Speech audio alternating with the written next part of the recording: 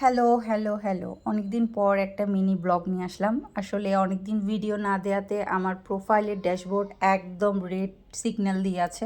তো ভাবলাম এই ছোট্ট ভিডিওটা তোমাদের সাথে শেয়ার করি। তো এটা ছিল শুক্রবার দিনের ভিডিও। শুক্রবার যেহেতু হলিডে, তো আমরা প্রথমে গিয়েছিলাম এক দিদির সাথে একটু দেখা করতে। উনি একা হাতে অনেক কিছু সামলাচ্ছে, সংসার প্লাস বিজনেস সব কিছু একা হাতে করছে। সেলাই থেকে শুরু করে বুটিক্স, পেইন্টিং সব কিছুই উনি একাই করে।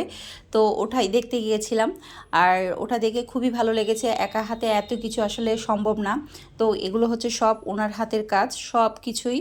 তো মানে এত ভালো লেগেছে যে একটা মেয়ে সংসার করে এত কিছু সামলাচ্ছে, সেটা আসলে অনেক বেশি প্রাউডের বিষয়।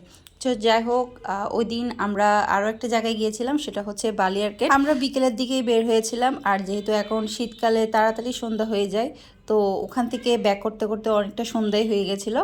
তো এরপর আমরা গিয়েছিলাম বালিয়ারকেটে। বালিয়ারকেটে আমি এই ফার্স্টবার গিয়েছি, এর আগে কখনো যাইনি। তো আজকে দেখে তো একদম পুরা আমি অবাক হয়ে যাই, যেহেতু হলিডে, তার মধ্যে আবার হয়তো বা কোনো ভিআইপি পার্সন এসছে, সেজন্য এত টুকটাক কিছু কেনাকাটা করেছি। আসলে শপিং মলে এসে যদি শপিং না করি তাহলে কেমনটা লাগে? সব মেয়েদের মনে হয় এই একটাই প্রবলেম, কিছু না কিছু কিনতেই হবে। তো যাই হোক, আমি টুকটাক অনেকগুলো মেকআপ আইটেম কিনেছি।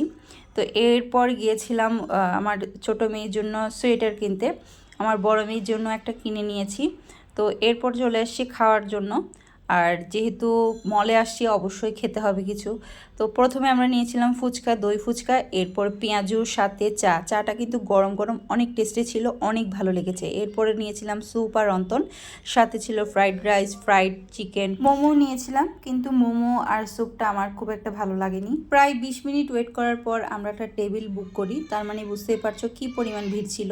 আর আজকে ঘুরতে যাওয়াতে আমার ছোট মেয়ে অনেক বেশি খুশি ছিল। অনেক দিন পর ঘুরতে বেরিয়েছিলাম, সেজন্য অনেক ভালো লেগেছে আমাদের প্রত্যেকেরই। সো আজকের মতো ভিডিওটা এখানেই শেষ করছি। সবাই ভালো থেকো, টাটা।